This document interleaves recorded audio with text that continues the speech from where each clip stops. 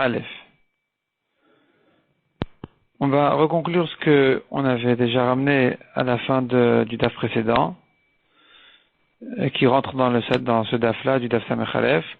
La Gemara dit, en conclusion, que un Pessah qui a été fait le reste de l'année, il a été fait donc en dehors du 14 Nissan.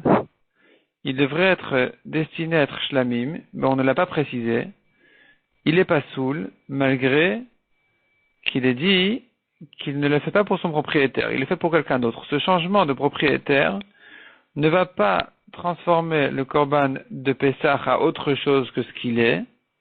C'est pas pour autant qu'il aura perdu son statut de Pessah, et donc il va rester Pessah son propriétaire, et donc il est pas soul. Mishnah suivante. Celui qui fait la shrita du Pessah avec l'intention de le donner à manger à des gens qui ne peuvent pas le manger, comme des malades ou des vieux, ou bien pour des gens qui ne se sont pas inscrits sur ce Pessah-là. Ils ne sont pas regroupés pour décider que c'est eux qui vont manger de ce Pessah.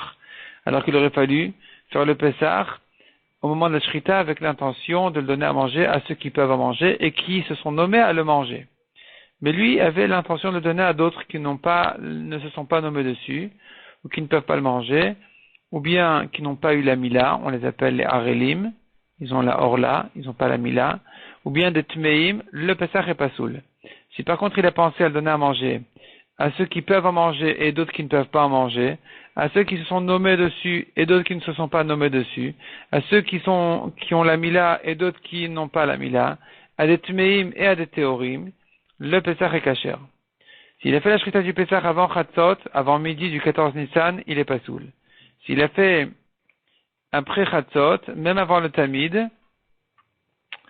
a priori, il doit garder le sang en faisant attention qu'il ne coagule pas jusqu'à ce qu'on jette le sang du Tamid de l'après-midi au Misbeach et ensuite il va jeter le sang du Pessah. Mais s'il a jeté avant le Tamid, puisqu'il a été fait quand même après Chatzot, c'est kasher. La Gemara ramène les psukim dont on apprend que il faut absolument que la shrita du Pessah soit faite avec l'intention de le donner à manger à ceux qui peuvent en manger et ceux qui se sont nommés dessus. Et c'est pas qu'une mitzvah a priori, c'est indispensable, ça rend le Pessah pas soul s'il a eu une autre intention que celle-là. La Gemara ensuite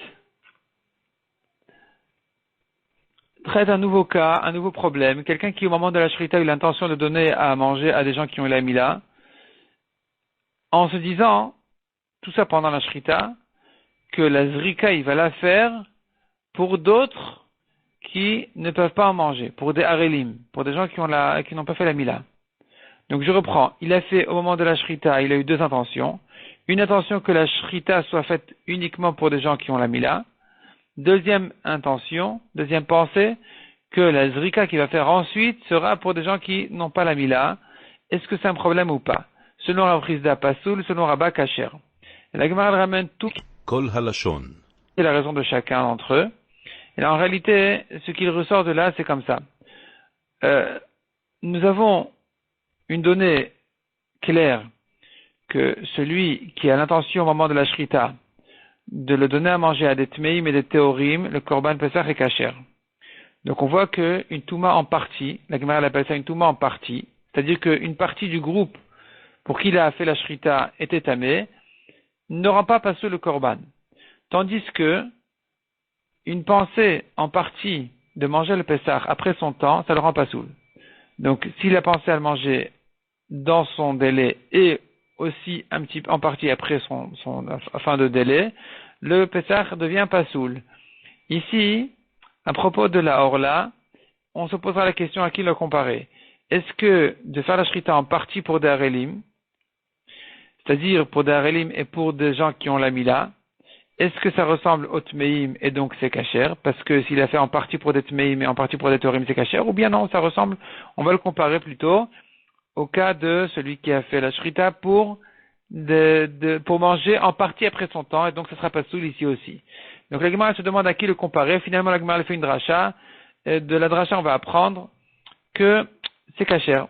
Donc la orla en partie, c'est-à-dire s'il a pensé en partie pour des harelim et en partie pour des théorim, pour des gens qui ont la mila, des moulim, qui ont la mila, c'est kasher. Et on a là-dessus, sur cette dracha-là, on a un mot de plus qui dit zot. Zot rukat Torah, voici. Voici la loi pas à Torah, mais à Pessah. Voici la loi du Pessah. Donc voici, ça vient exclure, ça vient nous dire que quand est-ce que je rends kasher, s'il a fait en partie pour des harelim et en partie pour des moulim, pour des gens qui ont la mila, c'est qu'au moment de la shrita. Mais au moment de la zrika, c'est différent. Et c'est là où viennent Rabba et Rav Chisda en marloquette.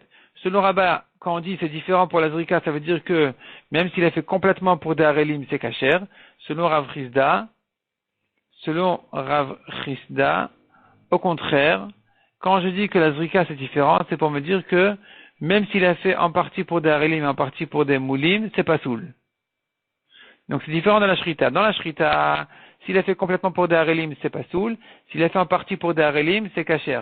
Harelim et moulim, c'est kasher. Ça c'est pendant la shrita. Pendant la zrika, c'est différent.